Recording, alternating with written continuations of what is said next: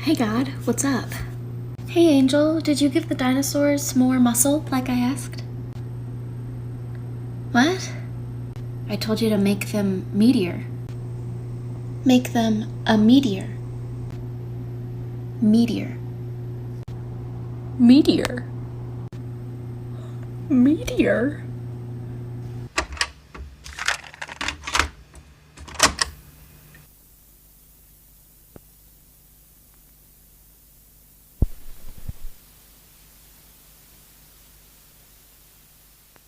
Welcome to Flyby Films once or twice a month using the magic of distance-defying tubes or some stupid shit like that.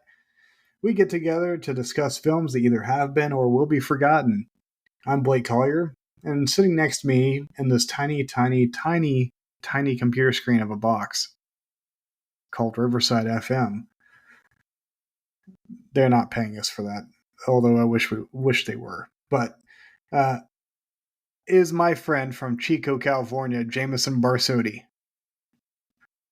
On this episode, we're going to be talking about the terrific film. Terrific. And I was looking up the year because I forgot it. I think it's 93. 1993's The Meteor Man. Now, for those of you who don't know and are not our age, we both remember seeing this as kids. Mm-hmm. And what our parents were thinking when they showed it to us, I have no idea. Because there is a lot going on in this movie, none of which kids would pick up on. Except for the silly, fact that a meteor gets absorbed into a man and he has powers, but only for a period of time. Mm-hmm. We'll get into that. I don't think that quite worked. I never understood the mechanics of that. But nonetheless, we are talking about Meteor Man, one of the great superhero films of the early 90s. Maybe one of the only superhero films of the early 90s. And yeah. I think Batman was the first. But that was late. That was 80s, right? It was like The first 89. Batman, but I think Batman Returns was early 90s. Was it 91? It feels like It it's might have been 91. 90 or 91, yeah. Yeah. But the interesting thing about this is you're looking at this movie probably came out right after the race riots in LA. Oh, yeah. So, I wasn't thinking that because yeah. That was the first thing that came to my mind as I was watching this. I was like, yeah, this feels like a statement film. Let's all come together, united. We stand. Even the Crips and Bloods get together by the end of it. Yeah, there is some of that. Yeah, no, represented by Naughty by Nature and Cypress Hill, and Cypress Hill. Yeah. Yeah, Jamison. This is your pick. How you been? Yeah, I've been good. I think you covered that the idea of where this came from. Like, I remember this from childhood. I think I could probably explain what my parents were thinking because,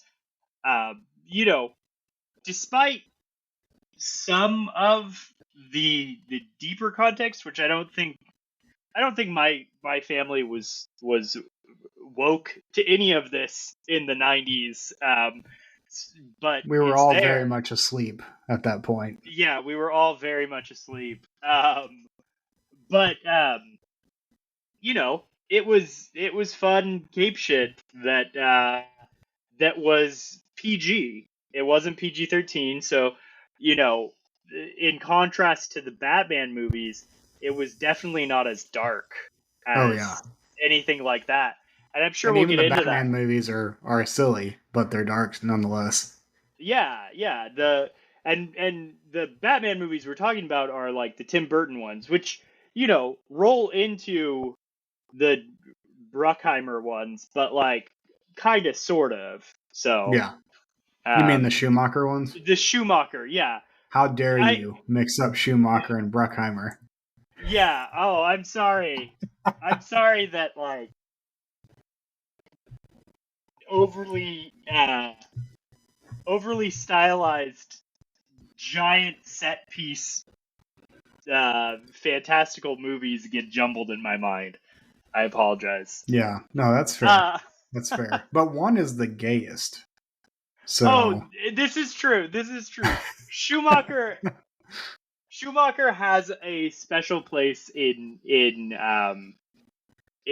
cinema history, and Bruckheimer, didn't he do like Coyote Ugly? So probably. yeah, Who knows? I think his thing was yeah, I don't remember what he does. I think he's mostly a producer studio that does I remember Pirates of the Caribbean. watching Coyote Ugly simply because John Goodman was in it. Really? I didn't realize John Goodman was in it. Was he? Is he like the dad? I think he's the dad. He's the dad. He like sits in the strippers. He sits in the like toll booth thing most of the movie. I think I'm pretty sure it's John Goodman, but I'm also too lazy to look it up, even though I have my computer open. Yeah. So yeah, Bruckheimer is mostly a producer, and yeah, I mean he does. Yeah. Anyway, him and what's his name are bros. Bruckheimer. Bruckheimer and Ridley the Scott. guy who did Armageddon. Oh, yeah. Can't think of his name. And like half of the Transformers movies. Michael Bay. Michael Bay, yes. I didn't want to talk about this, but since Michael Bay came up, I definitely feel like in the early 2000s, Michael Bay was like a cinematic cuss word. Like, you'd use it to denigrate something. But since then, people have kind of come away and been like, oh, that's its own style. And I feel like now people like look more kindly on him. I still think the Transformers movies are some of the shittiest things I've ever seen. And the best ones are not directed by him. Yeah, I don't know. Like, I have never once thought a Michael Bay movie is good. I'm just curious what the cultural take is on him these days. I have a fond spot for Bad Boys. Okay, yeah. And Bad Boys 2. Not because I think they're great films, but because I think Martin Lawrence and Will Smith together is brilliant. Yeah. But I actually think that the two that have been done since with new directors are significantly better films than the first two. In that they are actually like adding some kind of like substantial meaning to the films. It's not just your typical, shoot 'em up, hot girls in bikinis. Let's, look at them from head to toe as part of the scenery. Which is definitely, I think, something Michael Bay very much so has as his calling card, is that like that's how Megan Fox became who she is. It's all surface level with Michael Bay, but it's like it's a lot of surface. Like never runs out of surface. So much surface. Sometimes it gets hilly, even. Yeah. No, lots of hills. Lots of bumps. Yeah. I don't know. Oh, yeah. Go ahead. You got some more on Bay? I'm going to take a hard term. No. Okay. I'm done with Bay. Old Bay. Okay, Bay. As we call him in this house. Old Bay. Okay, Bay. Speaking of movies with multiple meanings, I did want to bring this up, and I have a hard question for you. Okay. But I wanted to talk a little bit about movies with puns in their title. Okay. Because I think this movie that we are discussing tonight is an example of that. So, one thing is, I can never remember the title of this movie or at least I didn't used to. I would always call it the Meteoroid Man, or the Meteoroid Man, or The Meteoroid Meteorite Man, Man. Meteor Man, whatever. It's called The Meteor Man. That's the name of the movie. And it's about this guy who is kind of a weenie and runs away and then becomes stronger, aka Meteor, I was by wondering getting if hit that was where you were by going a to go with meteor. this. Yeah. And I'm pretty sure that was intentional. I don't know. What's your take on that? I mean, I mean, I can see the argument. I I think there are better hills to die on, maybe. no. I think okay, here's my reasoning. Here's Okay. why I believe this is the fact.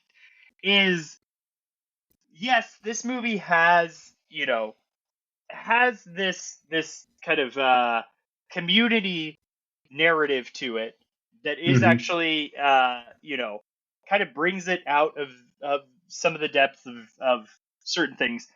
But this movie is of the era of the spoof, and Mm-hmm. I will say this: we watched a VHS rip of this that's Yeah. available on the Internet Archive, and one of the previews for it, talk about forgotten movies. One of the previews is Yeah. full for a movie called, like, what is it, Fatal, or No, Basic? it's Fatal Instinct because they're It's combining yeah, Fatal Basic. Attraction and Basic Instinct. Yeah. Yes, yeah, Fatal Instinct, and that's a straight up spoof. It was That's like, basically a Naked Gun doing yeah, those kinds of movies. Yeah. it's a Femme Naked Gun doing those. fatale. Yeah, um, and um, and I actually almost picked for this movie. I almost picked Loaded Weapon, which is it's like it has Samuel L. Jackson in it Mm-hmm. and Emilio Estevez, and it's like from this line of movies. But this movie, it's not quite a full on Naked Gun spoof, which Mm. is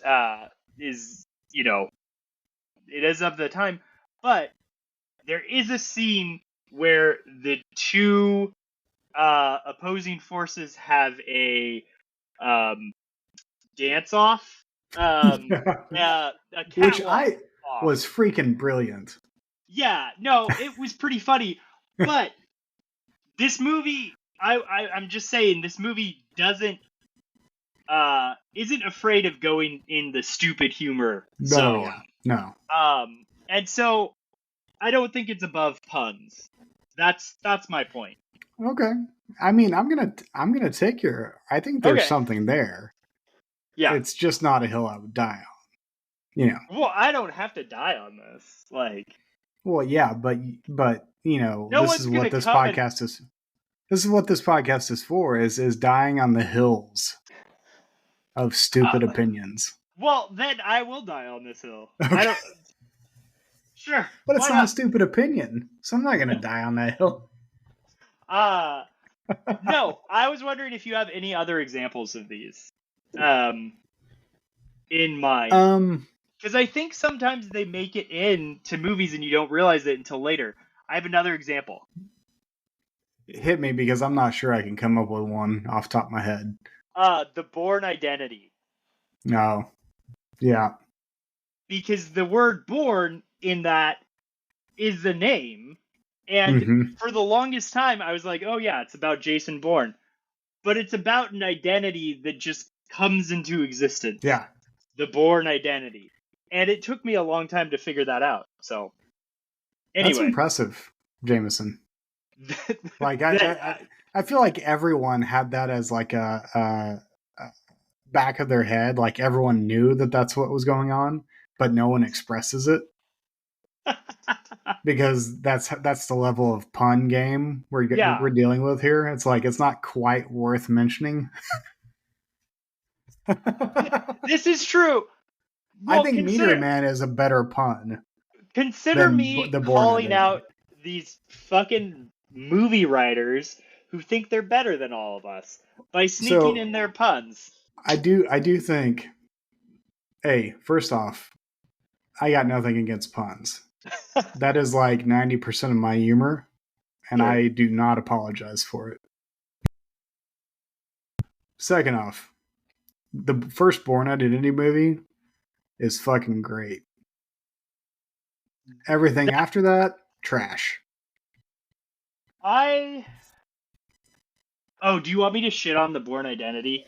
Not the first one. I don't want you to shit on the first one. Sure, the first one, I don't think I've seen the first one in so long. I saw it in theater. I remember really enjoying it. But, the guy who directs them, Paul Greengrass, right? Well, Doug Liman was the one who did the first one, which is Oh, why yeah. I like it much better. Because Greengrass's style is very much kind of shaky camera, Yeah. bull crap, and I cannot stand that. Like, it's one of the reasons why one of the many reasons I don't like Blair Witch, is the shaky cam. It just bothers me. Yeah. Like, even if you watch like the VHS movies, like the VHS franchise movies, like it still feels normal. Like it still feels like someone's holding it, but it's not like shaking all the time. Like, Yeah. Well, okay, good. I'm glad we made that clarification. Even though I wouldn't have besmirched Lyman at all, but I am going to shit on Paul Greengrass right now. okay. Paul Greengrass has made and is releasing a movie called The Lost Bus, which is a dramatic retelling of my town burning down. Oh, And God. fuck that guy. This is just turning people's tragedy into money. So, great. I watched the preview and I could not be less excited about a thing. Who's the main star? Oh my god. I don't know if I want to call people out. Oh. I'll give you three Matthew guesses. McConaughey. No, you looked it up. I wanted you to guess because it's perfect. America Ferrera. Look, okay, it's based Oh my on gosh, this is rough. Like that. Yeah. Also, I guess Blumhouse is producing it. Ugh. Anyway, I feel like you feel about Blumhouse the way I feel about A24 when it comes to horror. No, I like some of the things, but I feel like Blumhouse is the reason we have, what's his name making so many fucking dumb, talkative horror movies. Ari Aster? No, oh my god, you're gonna get mad at me when I bring up his name. Oh, dude, Name one of his movies. Hush. And Jackwagon. Yeah. What? Shit. Yeah, I don't like that guy. He's the guy who did all. No, he does all the. Guy. Hush. Maybe what? Yeah, Hush. He does. I mean, you like. I like his early movies until he started doing the House on Haunted Hill, or not House on Haunted Hill, but the Haunting of Hill House. Yeah. And all the stupid ass like TV and Midnight Mass. Fuck that show. Yeah. Yeah. I was under the impression that you liked Midnight Mass. I liked it at the beginning. By the end, I was full on in the hate category because I thought they just trampled on anything good about it that started out. So yeah, this freaking trailer is playing in the background. I gotta switch back to Meteor Man here. I don't want to watch Matthew McConaughey driving a bus. I'm sorry. Yeah.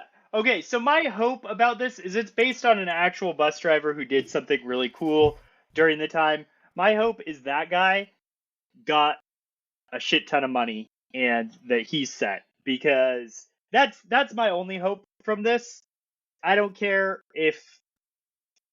what happens to anyone else. Would you I hope have that guy. would you have felt better about this movie being made if Jeff Nichols made it? Probably, but I don't feel like Jeff Nichols would have made it. No, because this is not the kind of movie he would make. Yeah. You know what? You know what really bothered me was Ron Howard made a documentary about the town, and I just was thinking, you know what? There were people, there were kids, there were lives and artists who live in Paradise, who anyone from Hollywood could have come in and been like, you know what? There is a story to be told here. Why don't we ask the community to tell this story? And they probably could have brought a bunch of money in and funded these projects for the people of Paradise to tell their own stories. But no, they want to play act like they know our trauma and all of that. And so, Oof. anyway, I'm sure. I love that Look, Paul Greengrass has just touched that nerve for you. yeah, That yeah, makes me so pleased. he has. And you know what? You know what? I know that I'm a hypocrite when it comes to this, because I'm sure I've watched and enjoyed watching someone's trauma who's getting the exact same feelings of this piece of art being, in Oh, existence out yeah. there. I know it happens. But you know what? It doesn't feel good. And if Paul Greengrass ever hears this, I'm giving him the bird right now. And you can attest to that. You know, Oh, I just love it. just screw off and make another Bourne movie. Why do you have to fuck with my town? Anyway, I feel like half of this show is me complaining about how people treat Paradise, California. So So I'm gonna take another hard turn do it, because I because I want need to you ask you. to. I was gonna ask you a question. Yeah. What is your least favorite superhero trope? Oh. Um. On the spot, man. Do you want me to give mine? Yeah. Why don't So you give me yours? mine is very specific to sequels. My least favorite part about superhero sequels is that they feel like they have to like double down and they have to make it either a wider place, like more Mm-hmm. global in nature, or the enemy has to be bigger, or the final fight scene has to be massive. Like Mm-hmm. it's just got to be grand, like huge, because Yeah. people aren't gonna care. They're gonna be like, "What are they gonna do? What are they gonna do?" And I'm like, and once again, I'm being a hypocrite here too, because Fast and Furious, I love the damn movies, and they just Yeah. go worse and but they do it with a smile. I feel like Yeah. they fully know what they're doing and how ridiculous it is. Whereas superhero movies are very serious about what they're doing, and they love their CGI, and they just love to just like, let's see how many things we can do with it. Let's see what's going on here. Yeah. That's one of my least favorite tropes. I I think. look forward to the day when a superhero sequel comes and it literally is the same locality and the same like level of like challenge or complexity as the first one, and nothing else changes. Yeah. And you know what? It's still gonna make the fucking money because it's still Superman. It's still Batman. No one gives a shit. It's You know what? You reminded me of the one that I think is up there for me, okay. and it's related. I feel like Okay. um, it is the universe aspect of superhero movies. Like, I don't care that Ant-Man is an ant in Spider-Man's world. Like, who cares that he could get caught in the web when he's a bug and Spider-Man could eat him? This doesn't make the movie better.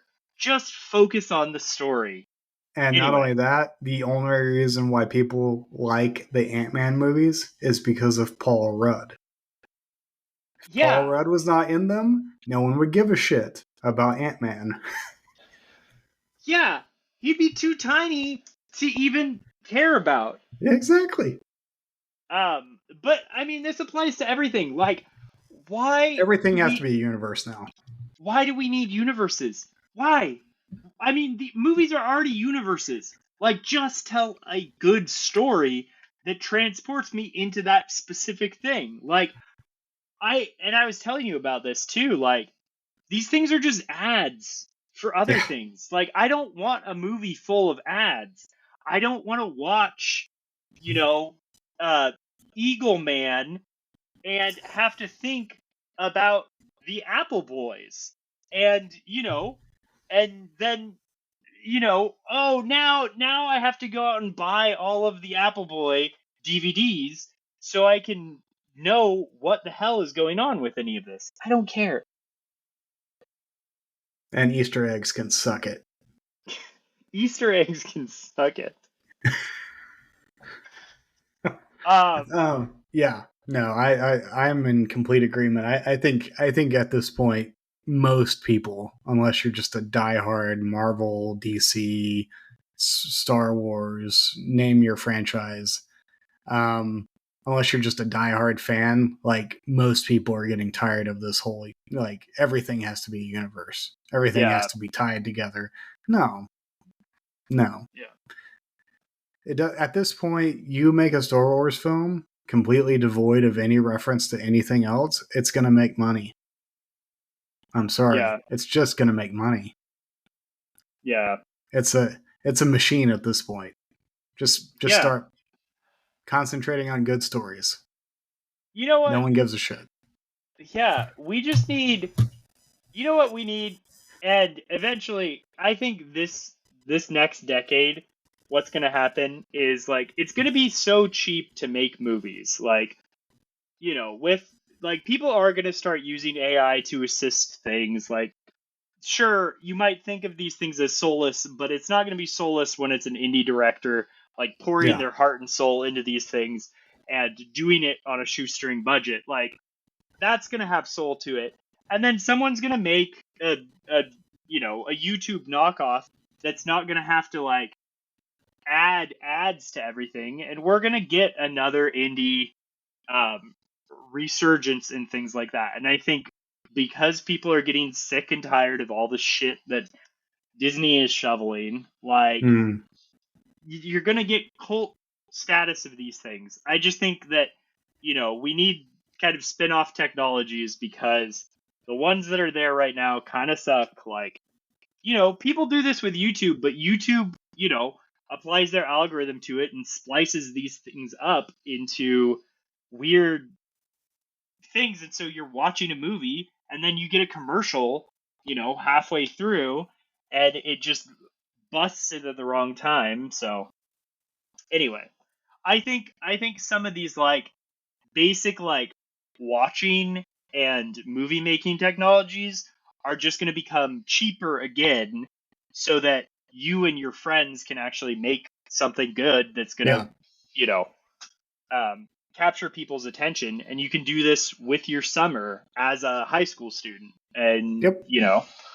we're going to get these cool stories. So anyway, I'm hopeful that we're going to figure that I out. mean, who's the guy who did what was it, Tangerine, Florida Project? Sean Baker, yeah, He does. He does it all. He just does a freaking iPhone with like a souped up iPhone. That's all he does. So at least that's what he did on a was it Tangerine? Was that Tangerine, what it was yeah, called? Yeah, yeah, and that's what he did on that.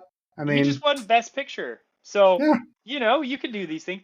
I do think like the generation that grew up with these tools then got taken to they got locked down a little more, And so I think you and we're kind of jaded about some of these things. Yeah. I really think that we need, people who are willing to break the rules again. So AKA the Jamises and the Hazels and Yeah. and the Owens of the world. So Yep. yeah. Yep, definitely. No. So one more question, and then we can talk about whatever. Have you watched a movie lately that has made you cry? No, I'm trying to think of the last movie that made me cry. The last time it happened to me was this morning before church. Oh, hey, was it Meteor Man? No, it was no. We watched the Wild Robot for like the fourth time, Okay. and for some reason this viewing hit me like a ton of bricks. Like I was able to hold it together, but I could like feel like the tears just starting to well up by the end of it. Because I don't know if you've seen that movie. I haven't yet. It It's odd. it is terrific. Highly recommend. But yeah, I mean, I'm not going to give you the breakdown of it, but it's one of those films like it's perfectly written, and the culmination is so. There's actually a couple of moments where the movie could end, and it doesn't, and it just like it rips your heart in a completely new and different way at each of these junctures, and you're like, oh god. Yeah, man. Fourth time to watch it, and yeah, and plus it's got Matt Berry in it, and he does the voice of the Beaver. So Nice. Yeah. He steals the show every time he's on the screen. Unfortunately, Pedro Pascal is the Fox, which he does a good job, but I don't know. I feel like Pedro Pascal is kind of late stage at this point. I think he's getting on everyone's nerves. Oh, is he Watiti in it? Yeah, or something. He's taking it down. There's a lot of think pieces out there about that guy right now. So that's you know what? I don't envy him because he probably didn't want to be this hot, and then and yeah, he probably got some bonuses from that, but like yeah, he's gonna be torn apart just because people think that he's annoying or they're annoyed by other people talking about him.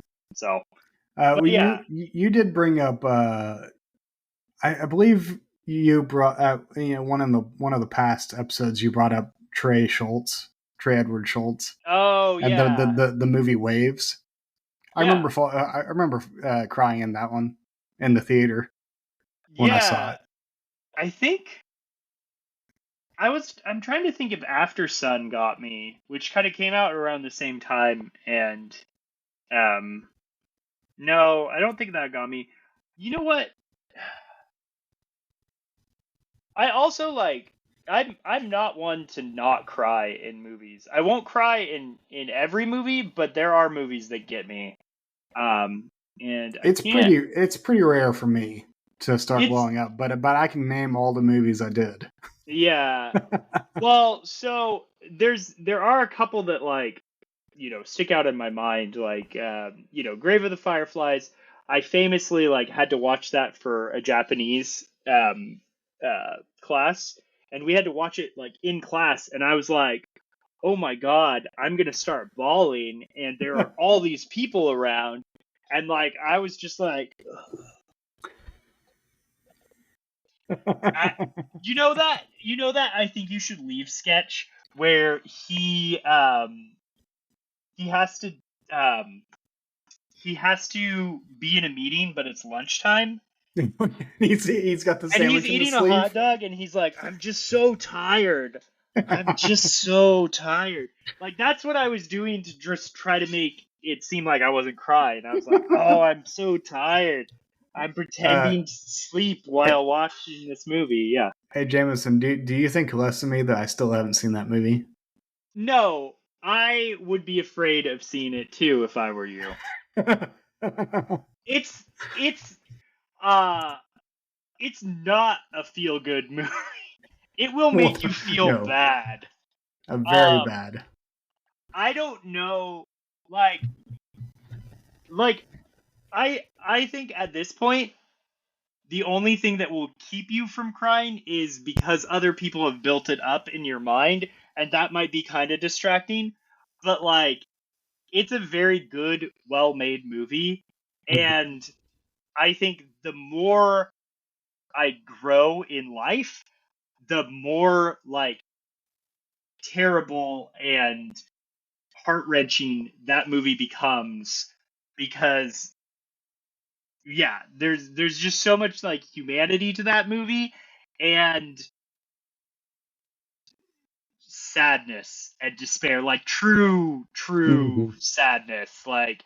And so I just yeah, I I don't think you're like cold in the sense that like if you don't cry there's something wrong with you. I just think that it may have been overplayed in your mind, which is kind of distracting, and I've been there before.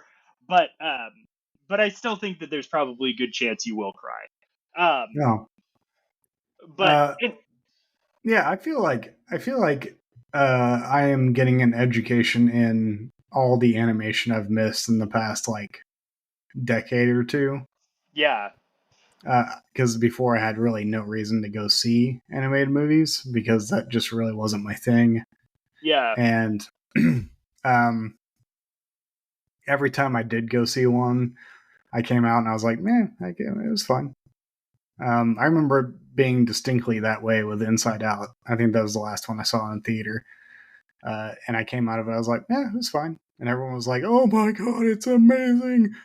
Oh, it tells the story of like a child's and her emotional state, blah, blah, blah. And I'm like, yes, it was good. It was fun. yeah. Actually, I think that's the movie where I started to like be like, I don't, I don't need every Pixar movie. I mean, I think Elio was way better than Inside Out. And it I got shat on yeah, by critics and whatnot. So yeah.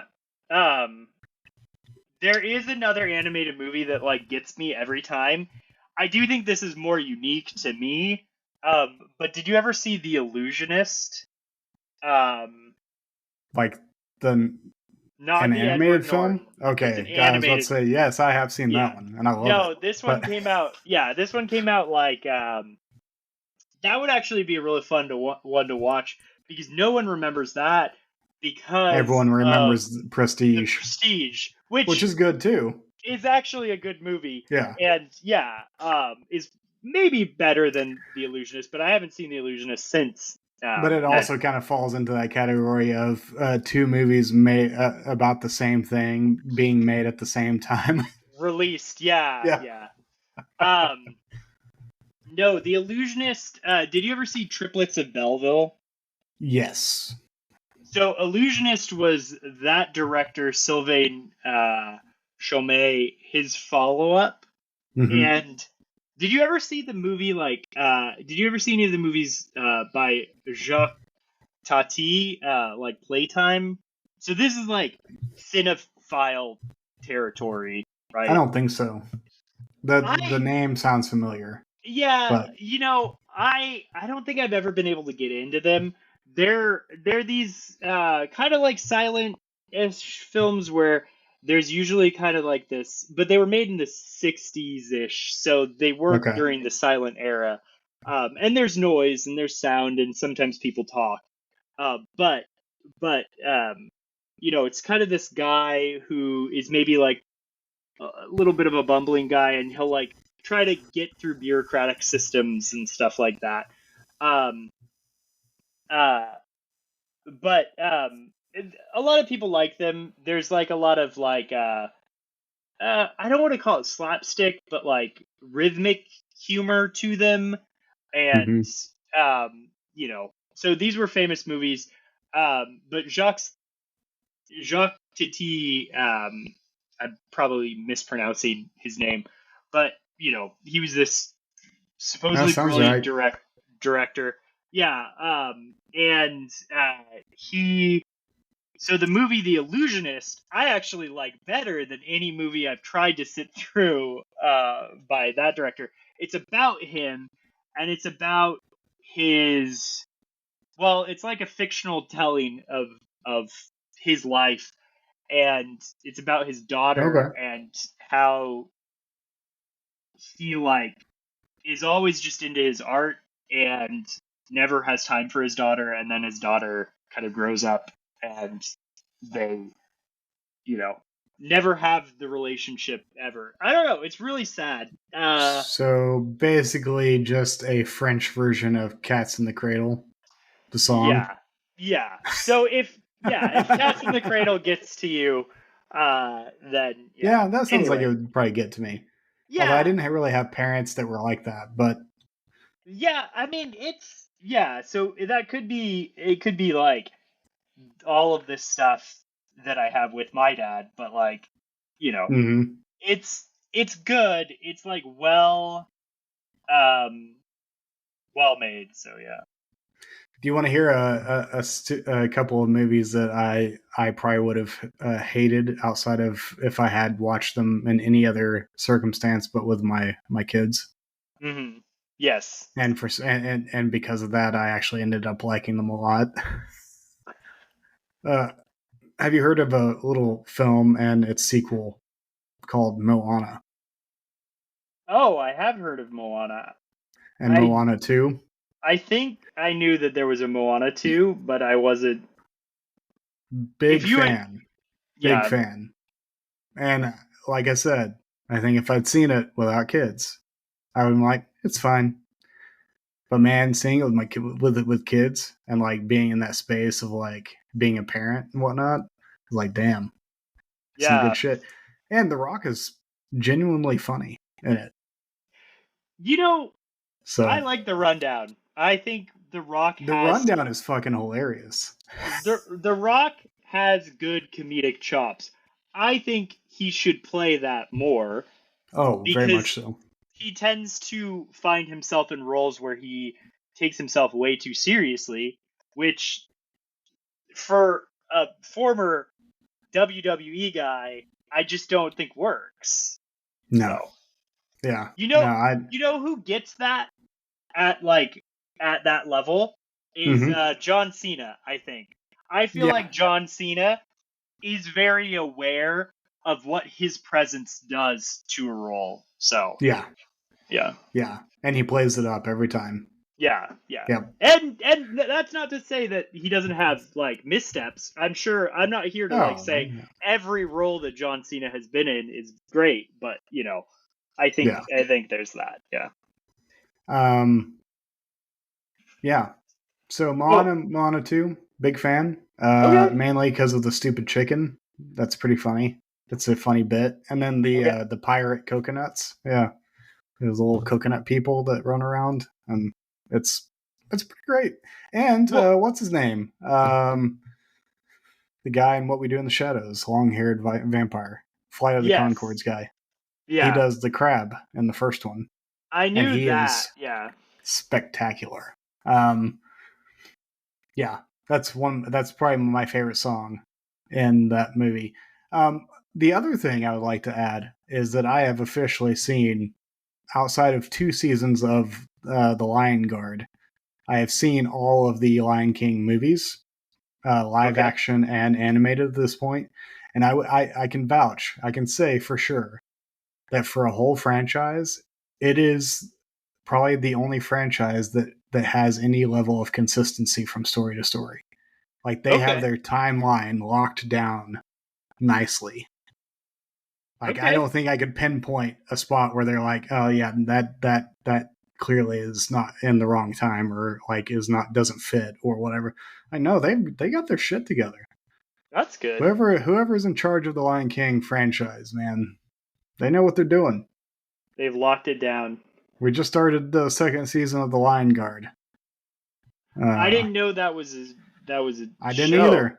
but we've got Disney Plus right now, and because my son wanted to watch Mufasa, Okay. and while my youngest goes around the room saying "Fasa, Fasa, Fasa," That's when you and know what? you're moving too slow because he wants you to move faster. No, he's gotten to where he orders you. Like he'll be like, "Sit down, Daddy, sit down." Uh, Okay, bitch. yeah, Hazel does that too. Absolutely, he is very bossy. Which there's a time and place for it, and it's okay. Sometimes we do have to be like, hey, you can tell me no. You can like tell me like to do things, but you also don't get to control what I do with my own body as far as like moving it. So Exactly. Yeah. just Yeah. keep this in context, you know. Um, yeah. So um, And I don't know if I've been just like red pilled or something, but I actually ended up liking Mufasa well, you know why Simba's dad died, right? because he was always lying. Because he couldn't Mufasa. Um, that's The yeah. best. So I've always been kind of a little skeptical of Lin Manuel Miranda as a like song writer. He's the Uh, Moana guy, right? yeah, Moana, but he also did the songs in Mufasa. Um, Oh, okay. and I've always been a little bit. I'm like, I don't necessarily want to see anything this guy has written songs for. Um, but whenever you have kids, like you don't have the option of saying Sure. no because you're like, oh, they actually want to watch a movie. Okay, that's cool. Let's watch Yeah, it. they Um, you know what they don't give a shit about? Who Lin Manuel yeah, Miranda is. exactly, So exactly. yeah, And yeah. and I came away. I was like, actually, the songs are probably the best part. Hey, And you even know what? and even what's his name, Mads Mikkelsen, who plays the main villain in Mufasa, Oh, sang Scar, for the or is first it? time. He No. sang his part. Like he has one song in the movie, and he was scared shitless because he had never really sang before, and he sang it, and I thought he did a terrific job. It was exactly what Wow. was needed for it. So I So was like, okay, sweet, so Lin Manuel Miranda can say that he was the person to scare the shit out of Hannibal. yeah, Wow. yeah. And he also did write the songs for Moana, and some of them Yeah. are okay, but I think Mufasa has better songs. Okay. You know what? All power to him. You I know don't what want to is a listen. real waste of celluloid though? The Lion King live action movie. Oh, wait. So there's okay. That's the one by Iron Man guy Yeah, slash Elf Favreau, whatever. Favreau. Yeah, Yeah, John Favreau. Um, okay, I didn't realize that. And then there's Mufasa, which is Barry Jenkins. yeah. He got a lot of Again, shit for it. Like he like it was not received well.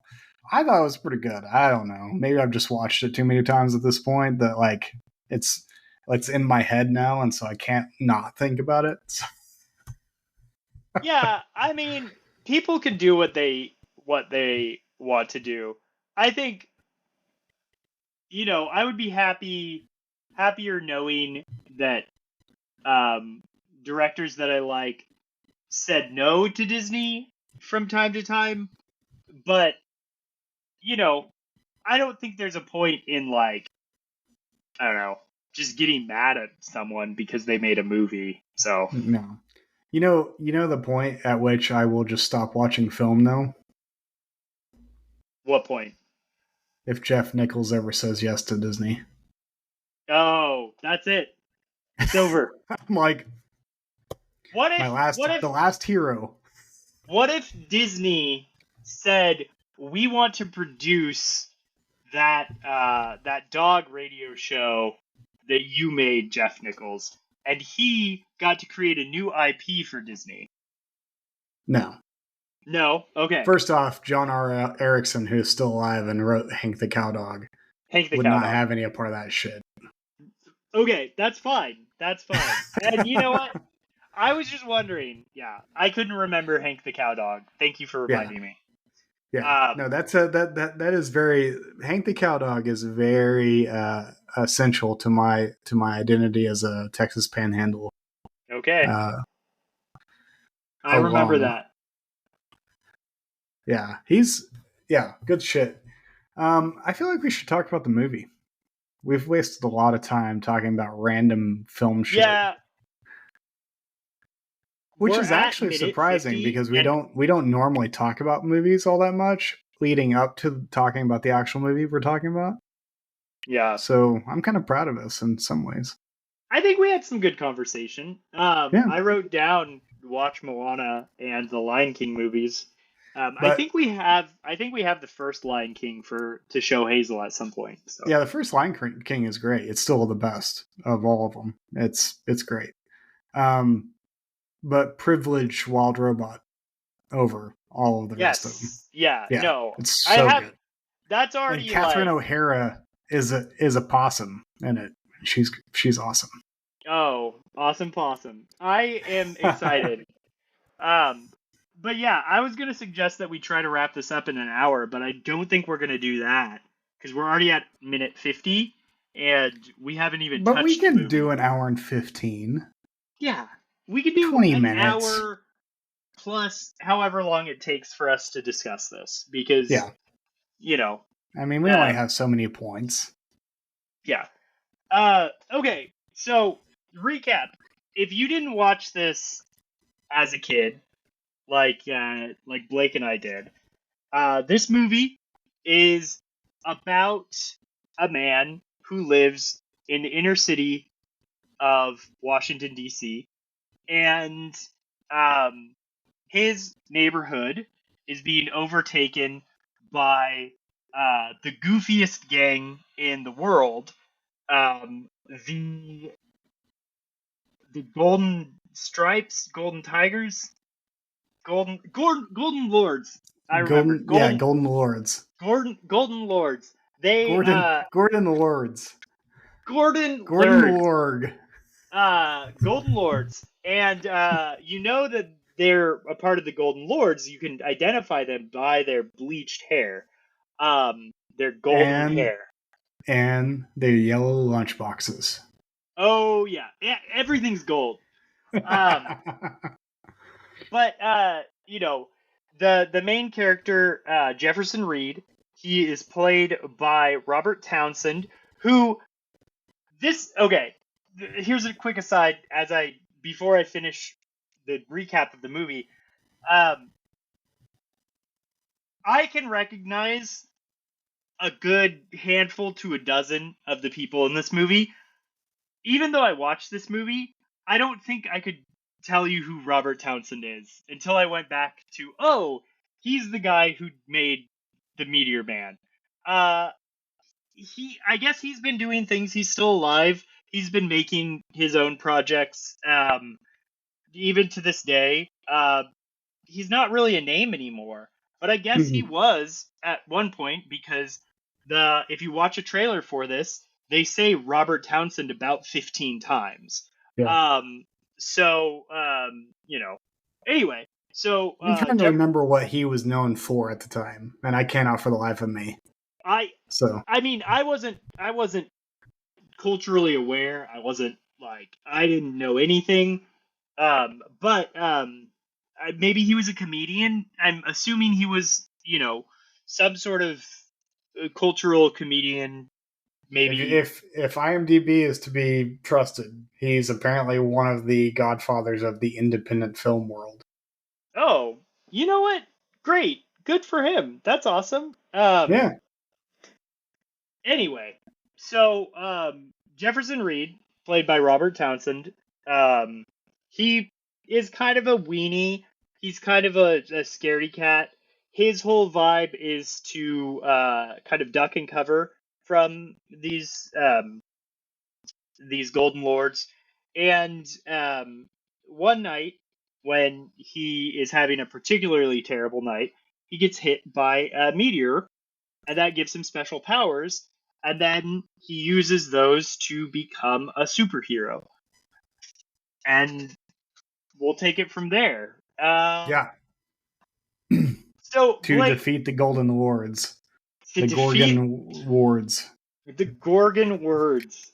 Um, Blake, after you watched this movie when you were a kid, if you could put yourself back there, did you have a similar experience to me where you desperately wanted to find a meteor in a field so you could get special powers? Um, I have no doubt that it was something like that. I don't have a strong recollection of it, but I do remember driving down Third Avenue in Canyon, Texas, where I grew up, in my dad's truck after having just seen that or seen it the day before or something.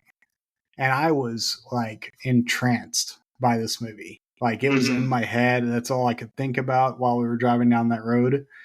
Like it's a very strong visceral memory for whatever reason. But I have no idea like what struck me so significantly about the movie that made me like harp on it so much in my head. But I would imagine it was something like that. Yeah, I definitely feel like there was a time where, I was kind of coming out of like make believe as a kid, and I I was experiencing some of these things. Like I remember, wanting to get bit by a radioactive spider to develop, powers or something like that. But this was definitely in there where like it was like, wouldn't it be cool? I mean, even as a kid, you kind of have this like, oh, that doesn't happen. This is just a movie. But you have these play acting Mm-hmm. scenarios where you're like, oh, I could do this. And I remember this one was in there. So like I almost think that this may have been the hook of why the movie stuck with me for Yeah. so long too. Um, but yeah.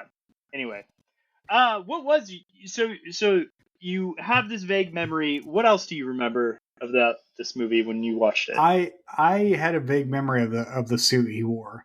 That is literally it. Like Yeah. whenever you brought this up that this was the one, like I automatically went back to the image in my head of him wearing that suit. And admittedly, it was much cooler in my head than it actually is in the movie. Mm-hmm. Um, because it and that's what I like about the movie is because it very clearly was made by his mom. And so Mm-hmm. it's like hand stitched. It's like it's what you would expect from like a mom hand stitching and sewing a a superhero suit for her son. I mean, and more power to him for that. Um, but yeah, in my head, I think because of the nature of like the Michael Keaton Batman and stuff is a lot more sleek and like stylish and whatnot. Um, but yeah, that was the only image I had kind of tie back to. But the second you said it, I was like, yeah, I know exactly what movie you're talking about. Mm-hmm. Um, and I had completely forgotten about it until you mentioned it, and I was like, holy shit, yes, please. Uh, But I did so. I just did a quick rundown of Robert Townsend's directorial stuff, and he has one that's huge okay. that he directed. It was, let's see, 6 years before this movie. He did Eddie Murphy's Raw, Oh. which Okay. was massive. Yeah. So he directed that. He directed it, Okay. which kind of makes me wonder. Not to throw shade at him as a director, but what happened? Well, okay. So I think this is an interesting point because um there I do think you could probably write an essay on this just the space that this movie takes, because I will say there's when you mentioned raw, even in the name, you're gonna Hmm. like make an assumption about, oh, this is uncensored, Yeah. uncut shit. Like this is, the salt of the earth, the bluest of the blue, whatever. Yeah. Um, n- Nothing like that could be used to describe the PG superhero movie that we are discussing tonight. Yeah. Uh, this movie is very, very safe in the same way. Well, okay. I don't want to put it in the same.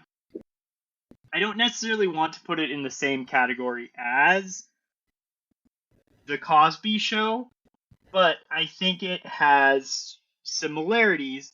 And actually, I think this is probably why it was brought into my house, was because it had, actually, probably because Bill Cosby is in it. Um, Yeah. um, which, A very that unusual role for Bill that Cosby. aspect didn't age well. Although No. I No. I love so Bill Cosby in this movie, he plays a bum who Cannot finds talk.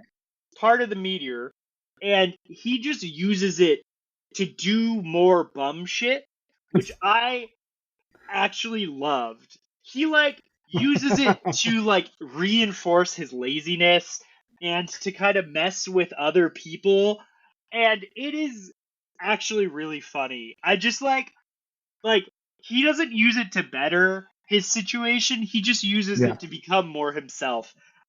Which I thought that was actually pretty fun. And a pretty good bit. So, again, yeah, Bill Cosby, gross, whatever. But Yeah. I my family, we watched The Cosby Show. My mom was a big fan of that. She liked that kind of like good-natured family feeling. Hmm. Yeah, and actually, I do want to mention. Speaking of The Cosby Show, Malcolm Jamal Warner just Yeah. died a couple days Hmm. ago. And the more I read about that, that's actually more sad, because I guess he was like swimming with his daughter, his 6-year-old daughter, and When he's she survived. So well, that's good at least. Yeah. yeah, I mean, between him and Felicia Rashad, I feel like they're the two like standout like people from that show as far as like maintaining their integrity by yeah, yeah. so um And then there was what's her name, Raven, of like that. So Raven, and I oh guess yeah. I guess her personality is kind of like iffy now, but she was also like a child star Hmm. who probably got messed Yeah. up in all those ways. Um, but yeah, I can. There's probably a through line as to like, oh, Cosby Show, to this movie as to how it ended up in my house. So, Yeah. it was safe in that way. It was nice. It was PG. You know, and so it is surprising Hmm. to hear that his big other thing was, well, probably much bigger than even Meteor Man, Yes. was Raw. So Yeah. Yeah. Everything that we we as you know, being in the late 30s, early 40s range of age, having seen this movie when we were, middle school, whatever, or grade school. Um, Everything that our parents would have seen in this movie would make it problematic today. yeah, um, and actually, and I actually think it's made problematic for all the wrong reasons. Because I actually don't think that it's at its heart is that bad. Like like I think we're so as a culture we're so like tied to our political idealism that we have to have everything this one way, and if it doesn't Mm-hmm. like check the marks on our political bill, then it's got to be shoved off. um do I agree with everything that this movie like entails? No, no, but I also think that there's room to be like, uh there's room for hope. And at the end of the day, like, if the Bloods and the Crips and the cops all came together and took out the bad guys, I mean, I feel like that's a win. Like, that's a win. Like, Yeah, and you um, know what? Yeah, you know. uh, Oh, sorry. Go on. yeah, no, no, that's it. Like, it's just like there's an element of like, yeah, okay, it's not realistic in the big scheme of things, no, but I think it plays a part in helping our imagination hold on to some semblance or imagery of what it could look like, which I think we are massively at a disadvantage uh, as far as our symbolism and our media and our entertainment and whatnot tries to do. It's always very cynical and sarcastic, which is funny coming from a guy like me who is generally pretty cynical and sarcastic. But I also recognize that I even need that kind of imagery to Yeah. like help my imagination. Like, what could this actually look like?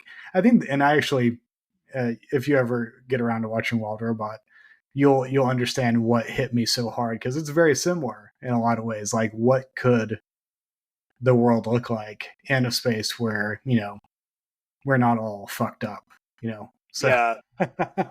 Yeah, and honestly, like I think you mentioned, like, this movie is problematic in some ways, and I I think I almost think that you've got like problems on both, sides oh of yeah. the political spectrum Mhm. where like, Oh yeah. oh, it's too, it's too kind of cop friendly or whatever, Yeah. whatever, however you want to put it. Or it's too like everybody hold hands. But on the other hand, like, what kind of struck me about this was, you know, so much about superhero movies nowadays are like the strong man. Yeah. The and I don't know about you, but I don't think I've ever seen, and this might be like unique to this movie, seen a superhero movie that is more uh, socialist or even kind of communist Mhm. feeling, Oh yeah. because it's really like his powers are ephemeral. Mhm. And I know you said like that didn't really stick with you, but like I actually really liked that, like, they were there for a Oh moment. yeah. No. Yeah. No, I liked it. Okay. I just mechanically speaking, I'm not sure they worked it Oh, well enough. the But yeah, mechanics were screwy, especially we're like screwy. But when Eddie Griffin was like 30 counting the seconds time, and and he it would was just like call two it 30 minutes of seconds. like Yeah, yeah, exactly. I was yeah, like, eh, this is less believable. Maybe yeah, if I was a kid, yeah, I'm not keeping exactly. track of time. Yeah. Um, but like, but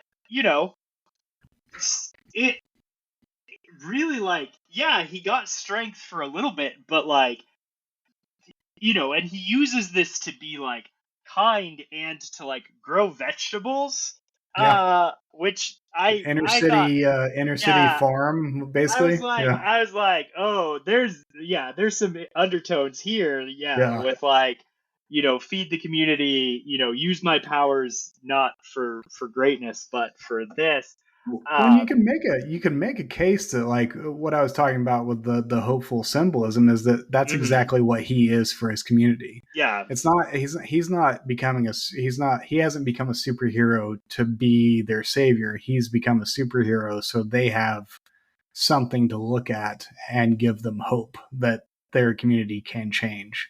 yeah. Which is, I don't know how that's a bad message. No, Yes. no.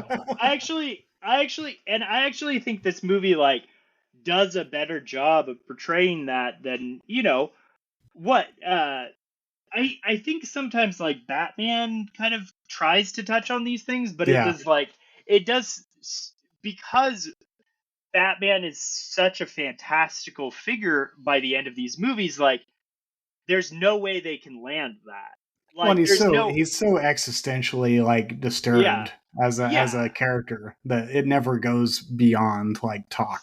So yeah, yeah. Whereas, like, this character, his mom makes his outfit. Like, he doesn't have a butler to do it for him, so he gets this goofy ass, MM outfit, and mhm. you know, And a and phone and a and a phone. Meteor Man phone. Dude, it's so funny when he's first learning about his powers and he's just like flying 2 feet off the ground and they're like he really needs to get over his fear of heights. There's some good jokes. There's some good jokes in this movie. And You like specifically like Sinbad in this movie. Can you yeah, tell me why you liked well, Sinbad so much? Sinbad he he's got a lot of energy and I think, honestly I think part of it is uh his "It's Always Sunny in Philadelphia" Yeah.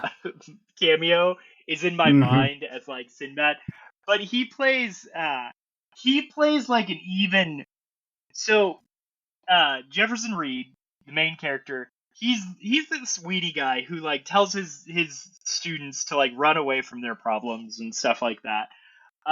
So he's like not this image of strength, and Sinbad plays this guy who's dating his ex-girlfriend, and he uh I don't know, I mean, I felt like the movie at that point was kind of making fun of this like safe uh white black guy, Hmm. and like he was all decked out in all this like African, Garb and yeah. garb and stuff, and then he pulls like Jefferson Reed aside, and he's like, "Man, Man, I'm this is my in way first black over. girlfriend. I'm in way over my head. This is my first black girlfriend.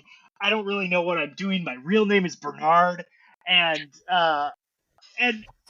I just was like, I mean, I don't know. I mean, you can. I'm iffy on jokes that go over kids' heads in movies like this, but I at least I think what I appreciated about it was a joke that goes over kids' head that wasn't But like I'm overtly not entirely sure sexual, this right? I'm not Yeah, entirely sure this movie was made for kids though. That's what's so funny is that I don't yeah, really think it was. Like, I don't think Robert Townsend's intention yeah, was for this to be a movie that was taken in by kids. yeah, I think it just ended up that way because it was PG and parents were like, well, it can't be that bad. So yeah, let's take more kids to it. yeah. Um, but yeah, I mean, Sinbad for me, he pointed out everything that is hilarious about progressives now. Mm-hmm. I mean, it's just like uh, anxiety around performing perfectly, Mm-hmm. like, or your progressive credentials, and like Yeah, I've been in that space. Like at the height of my progressive mentality was like about 6 7 years ago, and I remember that, like the anxiety of like, well, I don't want to say anything bad about if I'm talking to a black person, I don't want to say anything bad about them, accidentally or something like that. When at the end of the day, you just fucking talk to them. I yeah, mean, most of the time they're not going to give a shit anyways. And I'm sorry. Like, yeah, we're all a little bit racist, but at the same time, I'm not going to go around calling a black person the N-word. It's just not going to happen. Yeah. I Yeah. have more respect for black people than that, first off. And second off, I'm not stupid. Yeah. Yeah. Um, I just want to touch on, now that you said that Robert Townsend directed Raw, like, Yeah. there's This is like, you're like, oh man, where do I go with this? the stacked cast of this movie makes so much sense. Yeah. I just want to go through, like, Eddie Griffin is his friend, which, Which I didn't even know Eddie Griffin was a thing at this time. When I yeah. saw his name on there, I was like, holy crap, this guy's been around that long? So, if you're wondering who Eddie Griffin is, he's not really, like, that popular right now, but he was in, like, The New Guy, and Yeah. he was he was this stupid humor type of comedian, or in a lot of these movies, that kind of came out in the 2000s, that went on with this kind of tradition of, like, spoofiness, weirdness, kind of, stuff. Mm-hmm. And then Don Cheadle, I actually didn't Don realize Cheadle. that Don Cheadle had started his acting career, but he's just this slimy Yeah. guy. And Sinbad is in it. Bill Cosby, as we have mentioned. Really, I think one of two white guys in the movie is Wallace Shawn, Yeah. which is Inconceivable. yeah, like, Blake started watching this movie before me, and he texted, Wallace Shawn is in this movie, and I just couldn't believe it. Yeah. But actually really good actors too, like James Earl Jones, Who who, is playing the most ridiculous role ever, and I loved yes, every minute of it. I just loved watching his hair throughout the movie Yes. change, and he would, like, put on these wigs, and he just it's really funny because he's, like, I don't know, James Earl Jones is probably, like, 50 at this point, Yeah. but so this was the 90s, and yeah, he's in his 50s, and in the movie he kind of plays, like, at that stage of life, but not, maybe like a single guy who doesn't really have a family and is trying to figure out, like, if he's still young enough to, like, Yeah. pull off some of these things. And he just nails that. He's a great actor, and He is. he is fun to watch in this. So, Oh, he's uh, a blast. yeah. And Robert Guillerme, who Guillaume. Guillaume, who is, just one of those, like, oh, he's that guy from this thing, and then most famously he was in that show Benson, which I'm And sure. most famously, he's fucking Rafiki in The Lion King. Oh yes, yeah, that's true. Um, but yeah, and then I don't want to. I think I mentioned Bill Cosby, but Luther Vandross is in this Yeah. movie, and I want His to call name's, him out. yeah, Call him out specifically. specifically because his name in the movie, if you look up the characters, a lot of the characters have first and last name. Luther Vandross just has one name, and that name is Jamison, and Yeah, it's buddy. spelt the same way as I spell it. So I don't think his name comes up at all in the movie, but it is his character's name. Just look it up on Yep. IMDb. Oh, So yeah. And then there's yeah. Tiny Lister. There's, the whole Naughty by Nature crew, the whole Cypress Hill crew. Big Daddy Yeah. Kane is in this. Let's see who else. Like, Is Biz Markey? Marquee, yeah. Yeah. It's a stacked cast. And A lot of now, like Faison Love is in yeah. it. Like it. Oh yeah. A bunch of that people. Oh, it's that guy or it's that girl. Was Faison Love? I might be getting it. He He was just random. Oh, go ahead. Was he in Elf? Was he the guy in Elf? It's been a long time since I've watched Elf, so I don't remember. Yeah. You forget I'm not a big Elf fan. Oh yeah, yeah. Yeah, we already talked about this. We're really going into the Lion King universe in this movie. Speaking of universes, um, but yeah. Yeah, no, pretty amazing. Now, I admittedly, by the end of this movie, when the cops and the Crips and the Bloods all come together and whatnot, I was. This is where I was like surprised that we were utilizing Cypress Hill and Naughty by Nature.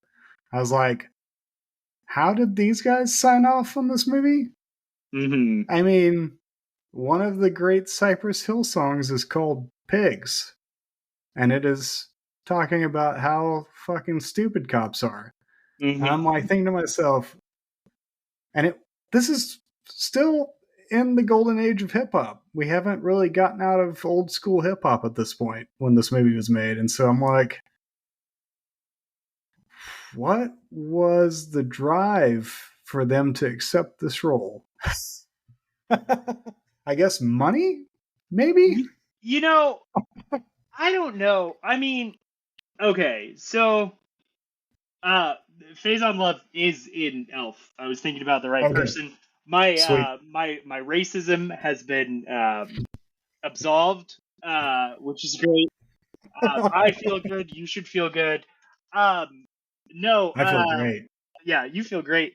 Um, yeah, for one, it makes sense that he has like all of these connections to come into this film. So like, Yeah, yeah, you sign up for the Robert Townsend movie. Robert Townsend did this, great, amazing culturally relevant yeah. thing. And yeah, if I'm Cypress Hill, I'm probably like, sure, yeah, let's do that.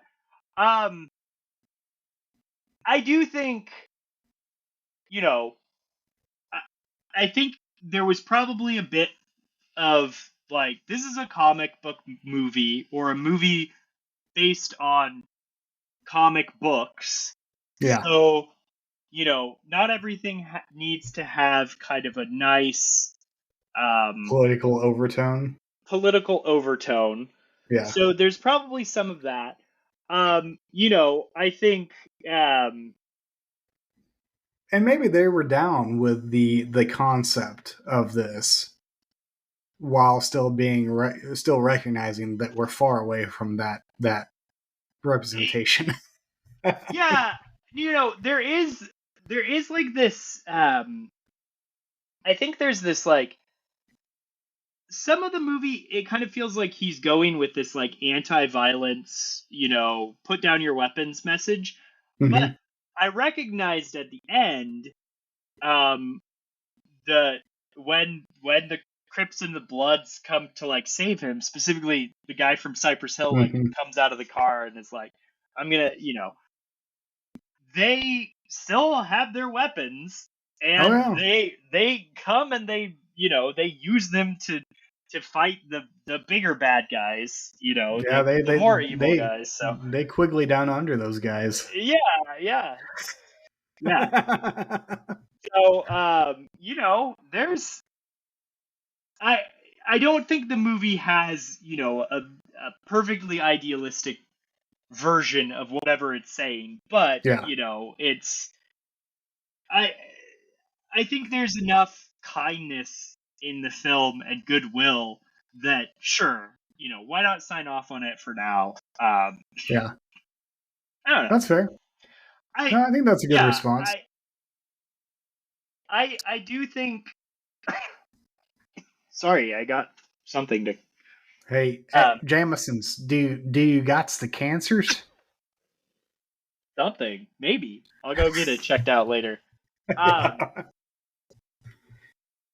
I I think there's a lot of kindness in the movie, and if there was one, political ideal in the movie, I think it's kindness. And I think a lot of people, even if they think cops are stupid or they're like, no, cops are the only thing that we've got, you know, uh, I think they can still be on the side of kindness. Well, they can be on the side of community building too. Yeah. Yeah.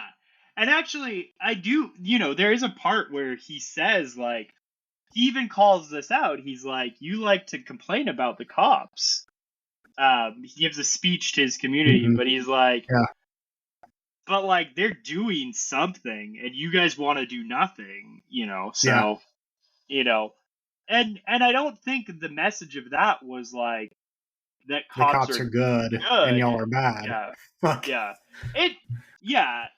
It like, it walks a pretty fine line, and in the end, at the end of the day, it is a superhero movie, and it's a movie, and you don't expect a perfectly coherent message, but yeah. But it's a stronger message than you usually get in superhero movies these days. So I gotta say, I do want to make this this comment here. I've been approaching this year as like, these are forgotten films, and that's actually a good thing. I'm not looking to bring them back into cultural relevance, because a lot of these movies, this can be their coda. Our fucking dumbass podcast can be the last thing. Sure, that's wonderful. Put a bow on it.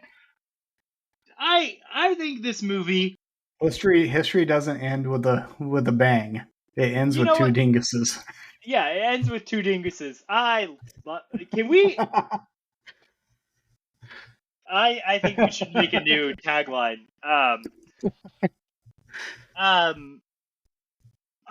think this movie has more cult legs in it, and I actually wouldn't be sad to see other people take this movie and explore it and do a little bit more. Maybe even remake it. Heaven forbid. Robert Townsend's still alive. He could remake it. Yeah, I mean, and I didn't write his name down, the main bad guy, because I'd never heard of that guy, but I could imagine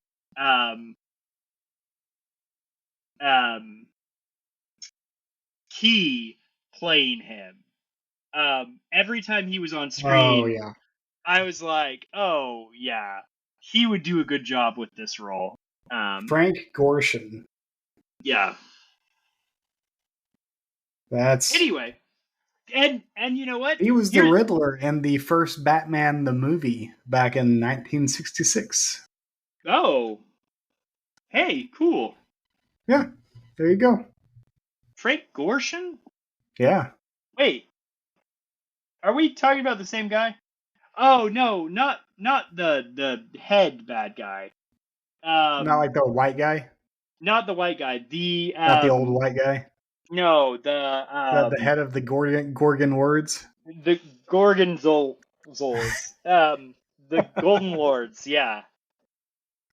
Oh, I don't know. I don't know who he is. It was like Tevin or something when I was looking it up. Huh.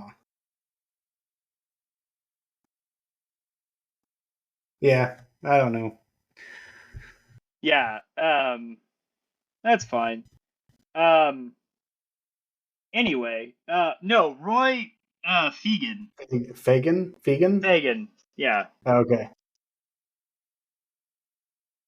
He's got a good look. Very serious face. Yep. So serious. Much wow. Yeah.